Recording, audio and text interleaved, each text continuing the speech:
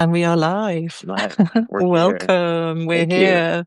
We were just saying it's a beautiful evening here in the UK where I am. Josh, remind us, where are you coming from?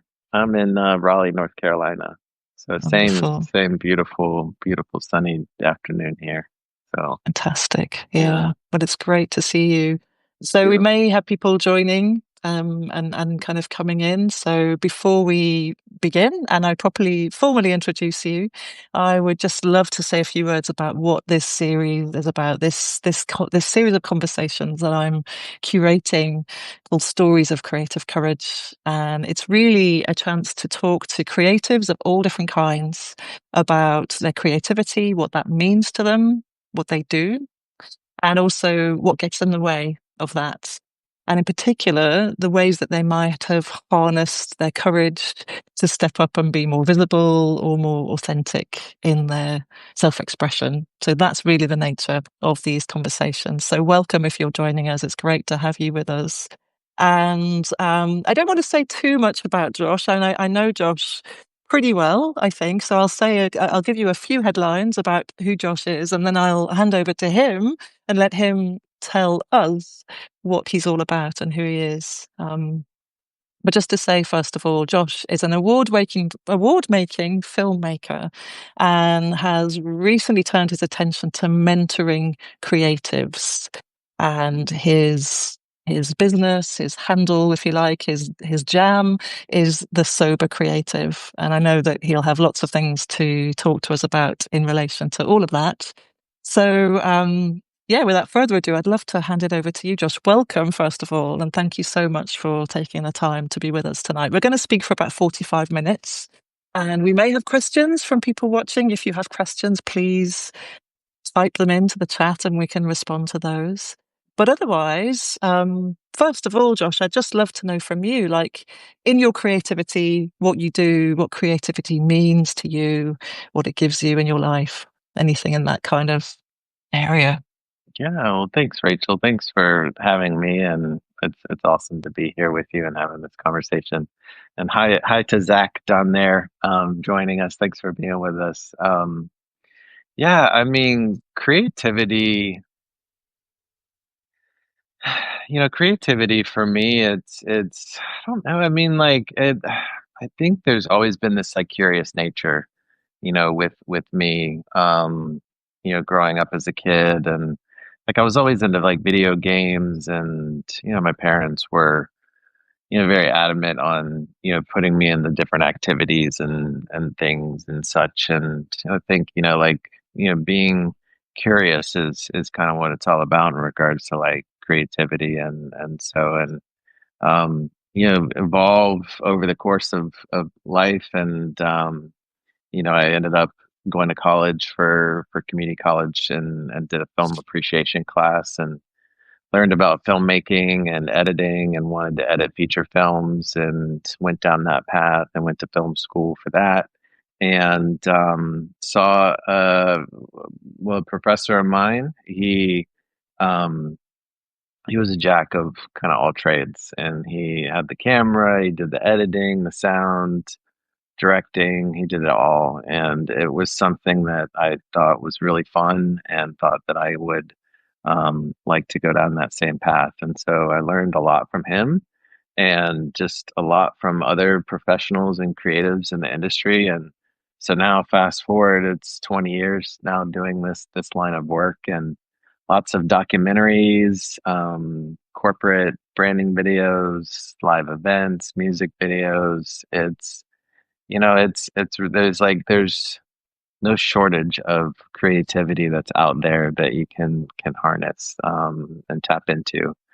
And I just love I just love like when it hits you, right? Like you start and you start to get into it, but then it like there's like a feeling that kind of lands, and it's really kind of hard to describe into words, but it's just like there, and you're just in that space, and things seem to be flowing kind of naturally. Even if it's like not the end result that you want, um, there's just something special about about creating. So Mm, yeah. mm, yeah. I love that curiosity piece, that comes up a lot. I think that comes up with so many creatives that I speak to is like that's the starting point, the curiosity, that willingness to step into the question, live the questions, I think is the phrase that's often used, and starting with a question and that's the starting point. Um, I know it's hard to describe, yeah, and we kind of know it when we feel it, but I want to like delve a little more into that, like for you, that feeling of being in the zone, I think is what you're describing just there, when things are flowing, when creativity is really working for you. Like, what does show up for you? Like body sensations, feelings, thoughts, all of that. What's the experience for you when you're in that place? So I'll talk about like so. I mean, I have a pretty consistent morning practice where I'm up relatively really early, 4 a.m. Um, You're not yeah, even the 5 a.m. club, you're the 4 a.m. club. That's 4 a.m. astonishing. club. Yeah, Yeah. amazing. Yeah. I How do you still do can't it? I still can't imagine it myself. And I tell people, they're like, "Wait, what? What are you doing at 4 a.m.?" And I don't know. I just naturally wake up at that time now, but I think it's with anything, right? It's like it's a habit. Like our bodies are so conditioned to um moving into habits, and I just kept going to sleep at the same time, like kind of gradually pushing that back and pushing that back. But then I realized like I was a morning person, and I mean it was 10 a.m., for the longest time, and sleeping, or going to bed at like 12, 1 a.m. And so, but I did a sleep reset program and shift things, and just found that like my energy and everything in the morning was so much better. And so I get up and have some water and have some tea, and then I'll meditate. And um, in that space of meditating, most of the time is when an idea will come up, Mm, and it's just in that space of stillness that it just appears, and it can just appear at any moment during the day as well too, and it's like when that appears, it's almost like kind of like a catching your breath type feeling, like it's like you're about to drop down the roller coaster. It's just this like exciting, like tingly kind of sensation that you mm, get, and I'm sure it's very similar to like, oh, if I got an idea how to fix something, or um or something like that, it's there. That's kind of where I feel it in my body, feel it in my chest. You can feel the warmth, in the body, and then it's just like an exploration at that point. That's almost like a start, and then you just kind of go along with it, and you can't really be attached to the outcome.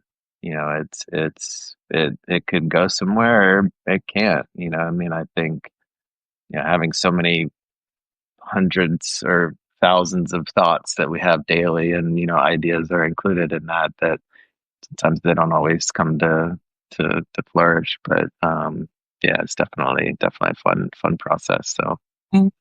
It's yeah. beautiful. I love that feeling of like it lands in the body first and then you explore that, and that's the sort of that's the portal into the expansive space, and what you're describing is like a space of possibility, that kind of this is possible, and I love that idea, that sort of generative experience of like, well, it may be an idea, I may pursue it, it may not land, it may not be, it may not come to fruition, but it doesn't matter. It's the feeling of that feeling of excitement and possibility that I love that you're sharing here. Um, What's it like for you when it comes same, up? same. Yeah, Same. I Yeah. really get that tingling, that kind of all body tingling, that like, oh, there's this feeling of like anything is possible. Mm, mm, It's yeah. almost like for me, like what opens, it's almost like the air around me begins to expand, and I definitely feel more open, in my chest. Yeah. So excitement, tingly, sometimes bubbly, like, feeling. Um, and I really think, I don't know how you feel about this, but I really think like creativity is our like evolutionary birthright. Like I think we're here on this planet to sort of move into those spaces that don't yet exist. Mhm, And I wonder, like for you, whether that feeling is a kind of signal that that's happening, that it's time to mhm. move, it's time to step in. It's like that almost that experience of stepping into that space. Mm, yeah, totally. I've said this before. It's like, we're born from creation, right? That like we're Mm. made from it. Like, and I think it's like the natural evolution of things, beginning to an end. It's creation is involved with that. And it's I don't know, it kind of I get a little bit sad too when people say like, "Oh, I'm not creative. I'm not creative Mm. enough." And then I just like I don't think that that's true. I just think that you know, they're not maybe recognizing, what they might be creative at. But I mean, it's there's so many different things that we're creative with. I mean, it's like we could be, it's like we're creative with our routines in the morning or like how, like it could almost be applied to anything. Like how we brush our teeth or like Yeah, just what we choose anything. to wear, it Yeah. involves a choice. Yeah.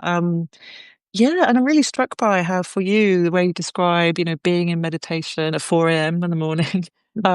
It doesn't matter what time, but actually so much, I think so much, there's so much around creativity, which is like you have to do something.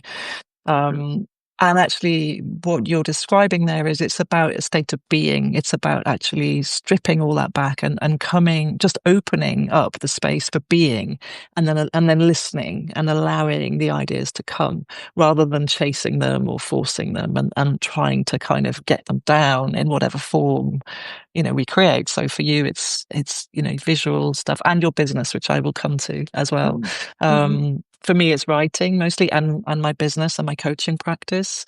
The more I do this stuff, the more I think actually it's about letting go, but holding a really robust container for whatever it is that we want to create.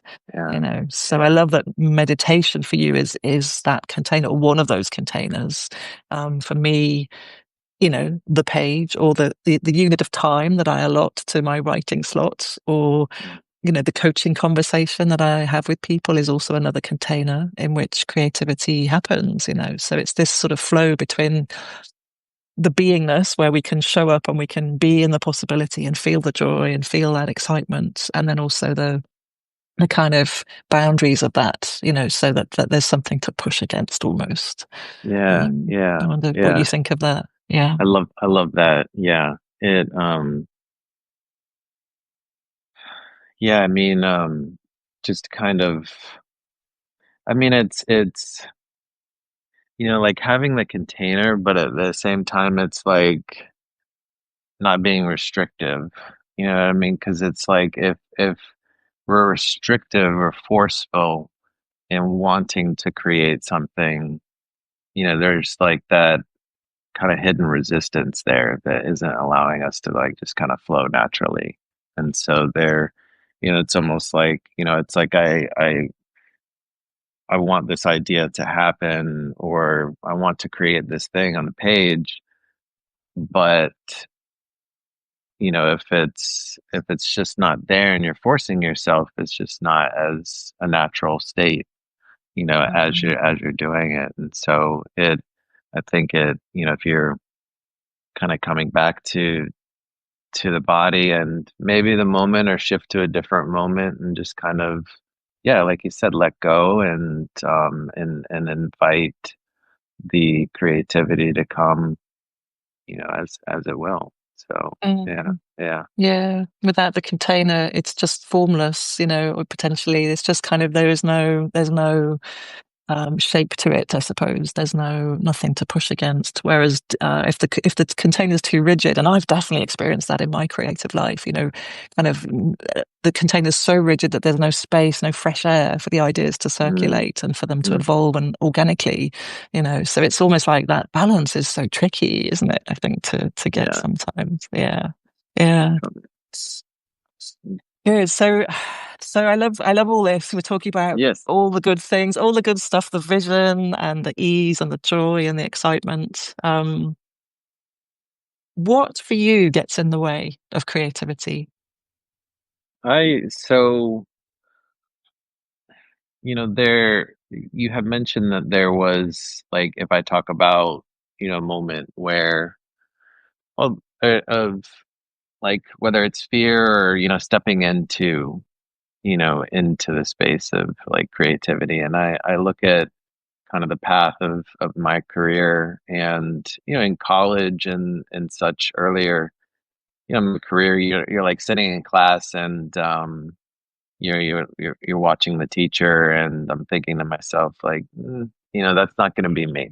I'm not going to be a teacher. I'm not going to be a leader. I can't see myself, speaking in front of people. And, um, that earlier aspect of myself was, one that just kind of wanted to remain hidden and not seen, and so, there isn't one, like, catalyst that shifted that. I think, our life experiences and, what happens through them, are gradual, like, steps that shift, like, who you are. And, for me, I, went through a lot of depression and anxiety and, had a pretty tough relationship with alcohol for a number of years. And through that, it was never something that, like, I've always been like a creative, but it wasn't like alcohol was my outlet to creativity. It was more like, um, it was an escape to kind of escape the hardships. But, the alcohol, like, it restricted my time in being creative. And so it also restricted, you know, really tapping into, like, who I was and being, going through different coaches and learning different things and learning about discipline and meditation and mindfulness and changing my habits and eating and fitness and, all of these things, gradually, shifted my confidence level. And during COVID, there was a client of mine who, they wanted to do these presentations. They're like big presentations that typically they would do in person. Um, but they couldn't because of COVID, and so we had to come up with a creative way to do these presentations that required multiple cameras, people in front of the cameras that they're not typically used to being comfortable in. And so trying to make them feel comfortable in that. And so it started out with just one camera, but then it ended up turning into two or three. It ended up turning into, 12 to 15 person crew. And so I did about 9 to 10 of these different, university presentations, and they were all across the country. And so I would need to find people that I had not worked with before in these states. And so that was a challenge in itself to try and find people that would mesh well with the project, and also gauge whether or not their capabilities kind of fit with being able to do this type of work. And because, like, live work is very stressful and challenging. And so Mm. I I just, like, ended up, in this opportunity of this client, like, "Hey, I'm leading this group of people of 12 to 15 in front of, 40 or 50 other people that are part of the organization that's doing this important, presentation." And I don't know, it just felt so natural to me. It just felt Mm. like like I don't know, it was this responsibility to do my best. And and I felt that like leadership wasn't something that I needed to do. It was more of giving the space to let other people lead as well, you know, of like I want to give you the opportunity to do the best that you can. I want you to be in the best, you know, frame of mind, and you know, what do you need? And it's that teamwork and you know, running around and just making sure that everybody's doing okay. And yeah, one of the CEOs was like, "Wow, you're really good at this." So that was, you know, a nice reassurance of that this was something that was really enjoyable and kind of meant to be. So yeah, Mm. That's so great. I love that story. I mean, what I hear in that is your shift from "I'll never be a leader. I'll never be able to stand up in front of people and lead the way" into mm, actually, that's an amazing example of like having to step up and lead. And also, it connects with what we were talking about earlier of just being and allowing other people to be rather than forcing them to do something. You are creating the space or the container, if that's what the word we want to use, to for them to be themselves and to explore what they need and be who they are, express themselves in that way. That's what I yeah. hear in that story. So, yeah. And was there fear in that, Josh? I mean, you Oh yeah. mentioned fear. Like what came up for you in that? Like, were there obstacles that you had to overcome internally in that experience? Yeah, I mean, I think fear for me at that opportunity was, or fear during that time was more of an opportunity. You know, I think fear for me was, you know, for so long, like just kind of avoiding fear, you know, of fear is, I think that you know, if we don't, if we don't spend time with ourselves and we don't learn how to be with ourselves and really take the time to appreciate, you know, who we are and how we're moving through this life, that fear is something that can easily keep us from expressing ourselves more authentically. You know, Mm, it can keep us feeling small because we feel like we're not worth enough. And mhm, so I think, you know, I experienced fear, you know, quite a bit in regards to like earlier on in my, you know, college career and even, you know, my main career and all that. And so it's I think, you know, as time progressed, you start to see fear as almost like an opportunity and a challenge in a way of like the feeling of fear and excitement are very similar. mm, And mhm, so mhm. I definitely try and take fear as an opportunity to learn, an opportunity to like move towards it, to see what's on the other side of it. You know, it's yeah, I think fear is a good thing. So yeah. Yeah, it's something that I'm constantly working with for myself as well. That there's such a desire or such an impulse sometimes to quash the fear because it's uncomfortable, and I feel I have to be really onto myself all the time. And yet, if we can just reframe that and think about, well, how is this a compass point pointing me towards where I need to be going? To the places that I want to evolve or need to evolve, then it's a different way of being with it.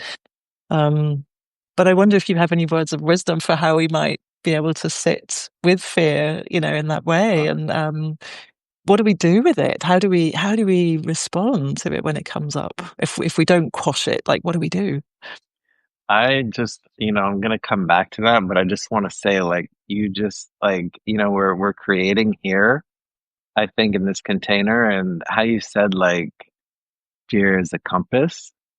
Like, how cool is that? Of like a fear compass, you know? Of I'm just imagining this visual of like following this path and following this compass that leads you towards fear.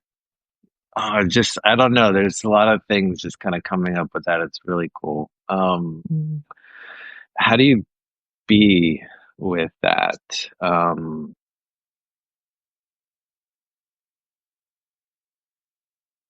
You know, it's I think you know, for me, it's just kind of like coming, you come back into your body, mm, it's so important to, to just feel what's going on in your body, because like your mm, body is reacting to like what your mind is happening and, taking in all around you. And so, of course, there's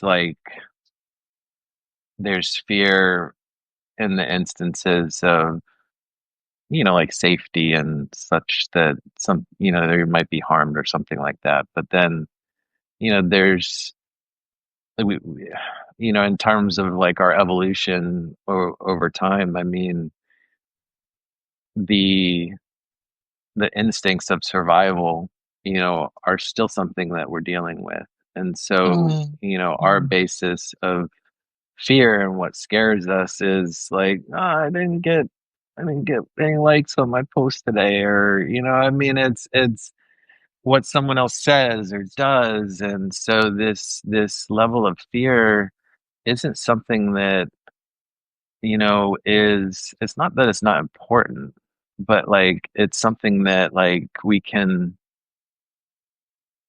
work with more. I mean, mm, it's like mm, if we tap into our body, we feel it, and we trust ourselves. We trust that it's going to be okay. That mm. we can move towards it, that we can get to the other side, no matter the outcome. It's that trusting ourselves that we can do that. So, yeah. Yeah, it's that reality check, isn't it? It's like we're not going to be mauled by a saber-toothed tiger, Mhm. but our brains are still, wired in that way. Like, as human beings, that, we still feel we're in danger, like there's a threat to life. And so it's about just noticing that and spotting it and being able to sort of see the stories, see the fear stories from a broader or a higher perspective and kind of recognize that they're there. Those fears are there to keep us safe because that's how we're wired. But just yeah, that self-soothing, that almost like, being able to soothe ourselves and recognize that they're just stories, I think that's really key. Yeah. Um, and for me too, it's like recognizing the different parts of ourselves that where the fear is most rooted, So often there are parts of ourselves where the fear is coming from old patterns or old conditioning and recognizing that, being able to spot that and work with Mm, that. mm, And knowing that's mm. not the only part of us, that we're also capable of that amazing vision and expansiveness and excitement that we spoke about earlier in the conversation too.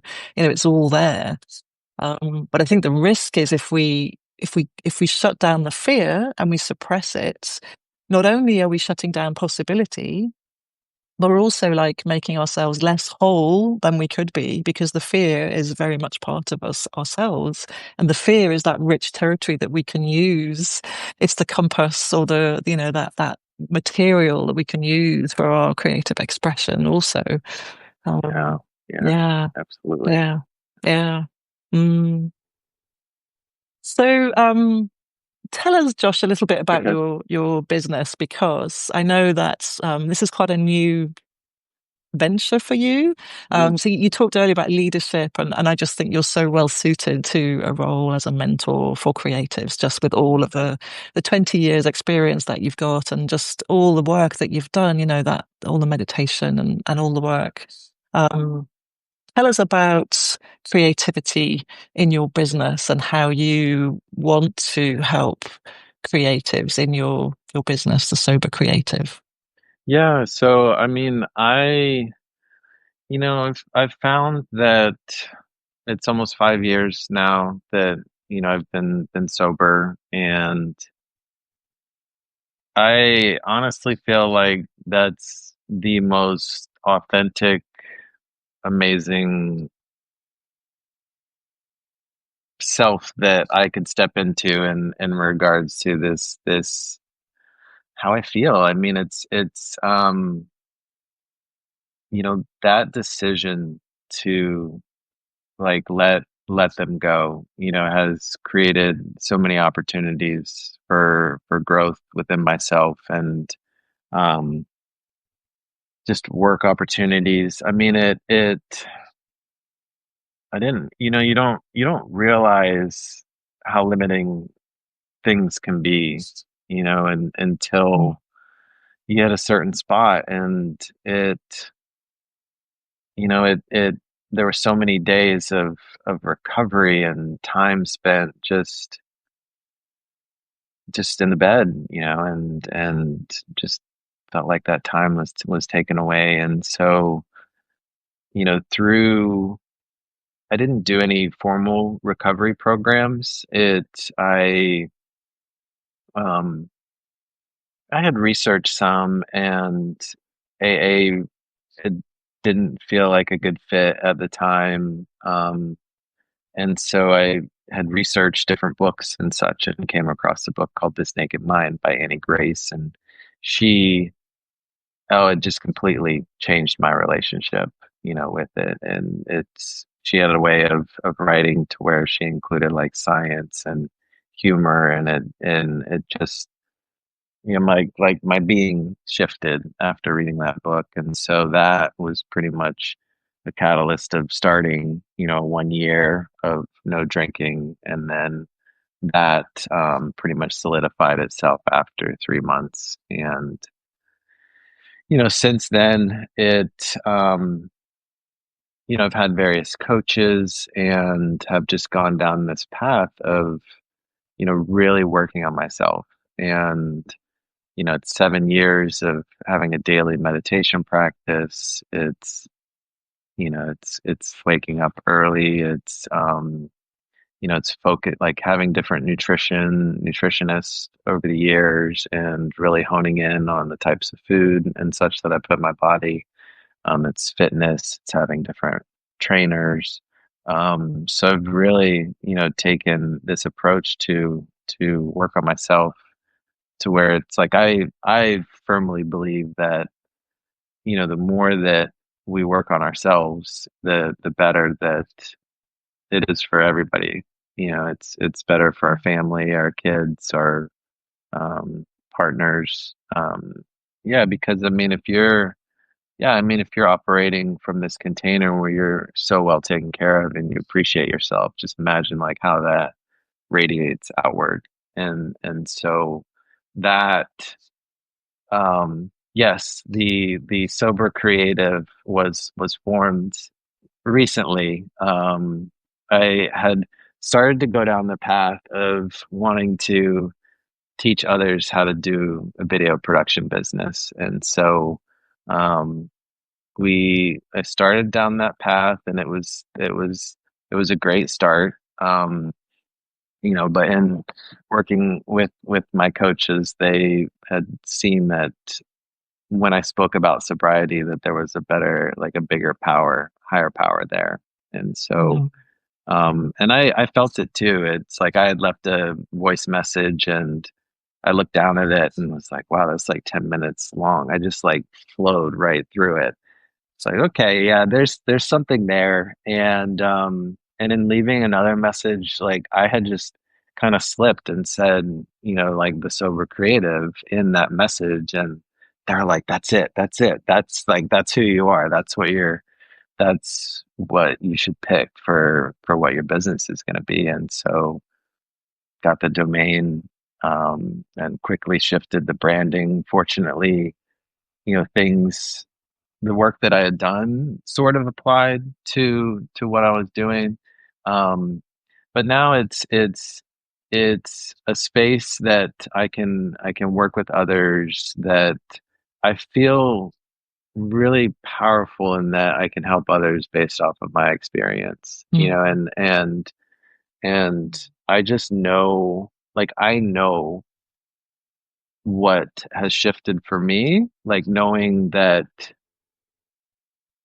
at the time, like I didn't know like what was capable, and knowing now what's capable is incredibly worth every frustration, every hardship, path that I've gone down in order to get where I'm at, in this path. And it's like I know that if I could do it, that others can as well. And just to have that ability to be able to share, to share and guide and help others who want to, experience the same. Because it's I think,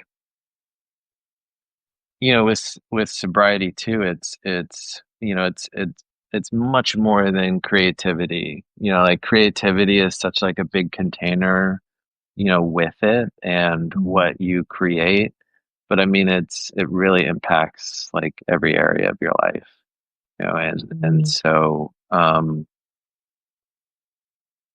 if you think about, yeah, I mean, if you're just getting quality rest and you're moving your body and creating space to allow for more time and energy for these ideas to come, I mean, your creative expansion is can just exceed its limit. So I mean, Mm. it's yeah, yeah. Mm. So Mm. Mm. Yeah, I'm really struck by um, how in letting go of the alcohol, stepping into sobriety, you have you stepped into more of yourself. yeah, So you've stopped avoiding. You've stopped avoiding. You've used that word a couple of times now, so we avoid, we feel fear, we feel discomfort, whatever. We go to something to avoid. Alcohol is one thing. There are many other forms of avoidance, I think, but to do that, I think is a very brave move, to recognize I am avoiding. I no longer want to do that. It takes a lot of courage, I think, to step into more of ourselves and to occupy that place, which requires some sacrifice, sitting with discomfort to the point earlier we were speaking to. yeah, Um, yeah, and I think you're right. I think we really are, it's really important that those of us who've been through that experience, whatever it is, we can help and guide and support those who maybe need someone on that journey to walk alongside them, whatever that looks like, whether that's a coach or a mentor or, a facilitator, whatever it takes, really. So again, it's that leadership piece, right? Here is my story. This is what I'm hearing you say. Here is my story. I have something to offer. You can follow me. I can work with you so that you don't have to do the things that I did and don't have to avoid in a way. So it's that sort of yeah, accountability, the cheerleader yep, part, yeah, yeah, I believe in you, saying that to the people that you're working with, all of that supports the conditions for creativity. I think anyway. Yeah. yeah. Because I mean, you don't always get that. Like you get, it's just different types of support, that you get from family or friends, but even Mm. in such, like they might, depending upon what you want to do, they might not provide the support that you need to get to the space that you want to go to, and I think that's why, like, I've found so much in coaching and group work and all Mm. of that. Just, Mm. when you're surrounded by, people that, yeah, they're lifting you up, and, seeing that, they've been there, and they know that they can get you there too. So, yeah, Exactly, yeah, exactly. It's like having people who'll kind of stand in the fire with you. They'll invite you into the flames, stand yeah, there in the fire, and otherwise we might not do it.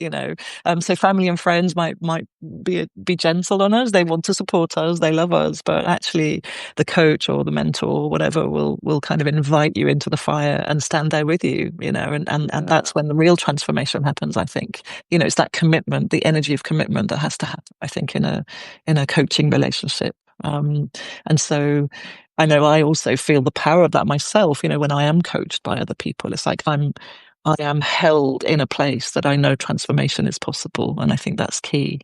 Um, and also just yeah, like having someone else see your essence, see who you really are, you know. Yeah. Yeah. And this is like my final question in a way for Mm, this mm, conversation today. I'm sure mhm. there'll be more that we want to talk about in due course, but yeah, it's about essence really, because the way I see, when just to come back to creativity for a moment, Um, I see all kinds of survival mechanisms that show up when people step into creativity. You know, they want to create, but then they feel fear or they're held back in some way. It might be the stories that they've been told from school or from their family of origin, or stories that they have integrated and kind of has become part of their conditioning. And all kinds of things come up and that prevent them seeing that vision and that possibility of creativity.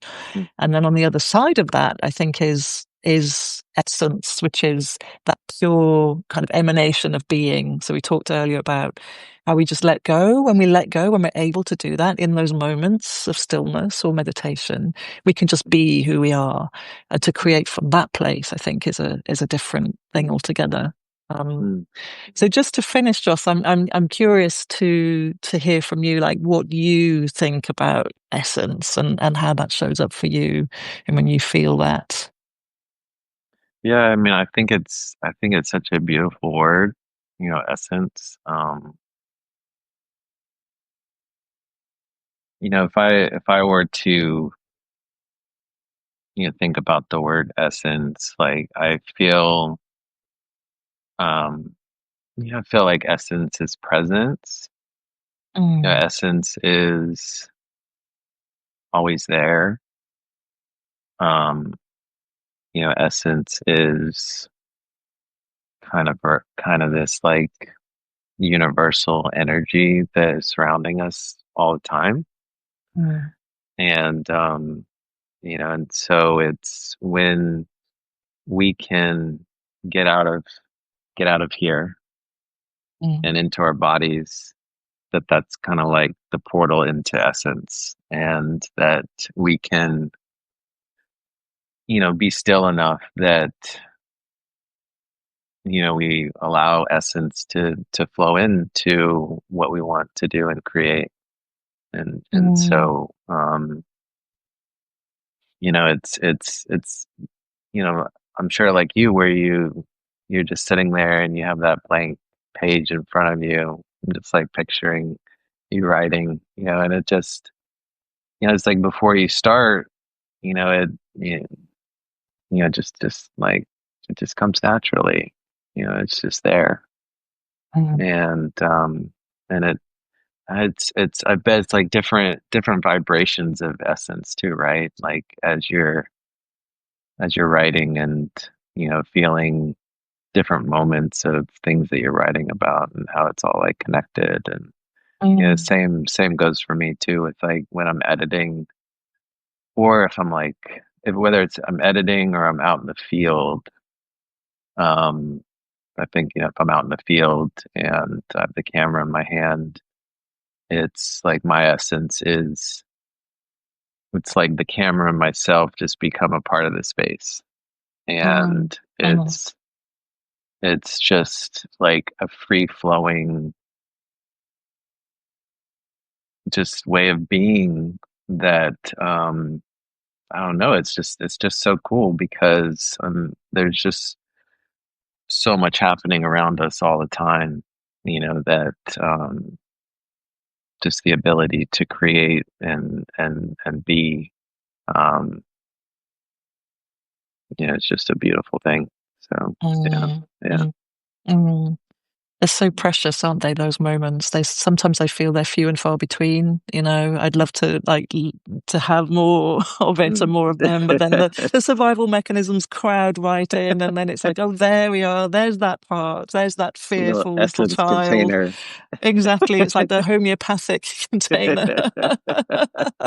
But if we can feel it, and if, I think the more we can allow space to let that in, and the Yeah. more, I think you hit the nail on the head by saying, actually recognizing that the role of the head and the stories. And if we can kind of let go of that, then there's more space for essence, which I think, for me well, I mean, I could talk about essence all day, actually, but I think for me, there's an aspect of the divine about it. There's a kind Yeah, of element of yeah, co-creation with something much bigger than me. And actually, it's not about me and what I do in my, ego-bound mind or my kind of busy day. It's about actually showing up as who I am and being prepared to be connected to that bigger thing, entity, whatever, mm, um, mm, that thing beyond us. So yeah, I love what you say about that. Wonderful. mm. Yeah. So Josh, where can we find out more about you and your work? Tell us where to find you. Yeah. Well, Substack is the home now. So it's sobercreative.substack.com is where you can find me. You can message me there. Um, essays, guided meditations that I work on. I'm just constantly thinking of new ways that I can bring value in this space. And so we also have a Substack live called Clear Conversations that maybe someone I'm speaking to might be a part of down the road. So it yeah, so that's where you can find me, and my video production work and photography work is joshwall.com. You can see my work there as well. So, but yeah, thanks for having me. This has been awesome to hang out with you. Thank you. It's been a Um, pleasure. It's been really great. Thanks for showing up and yeah, and sharing so yeah, honestly. I mean, I'm very aware. I keep saying this is a kind of it's a mm, vulnerable topic, I think, to talk yeah, about what holds us back, what we're afraid of, what we've had to encounter to step into our visibility. But it's such an important conversation, I think. So yeah, I am very grateful to whoever comes on and shares their experience, whatever that means to them. So thank you so much, Josh. yeah. It's been such a Oh, joy to have you and connect with you here. And yeah, I'll put the links in the show notes so people can find you there too. Yeah. yeah. Thank you so Thanks much, so Rachel, much. and thanks Yeah. everyone for being with us. Yeah, thank you everyone. Great to have you with us. And yeah, see you down the road and see you at the next Stories of Creative Courage Thanks, conversation. Rachel. Yeah. All right. Thanks. Thanks, Thanks. Josh. Bye bye. Bye.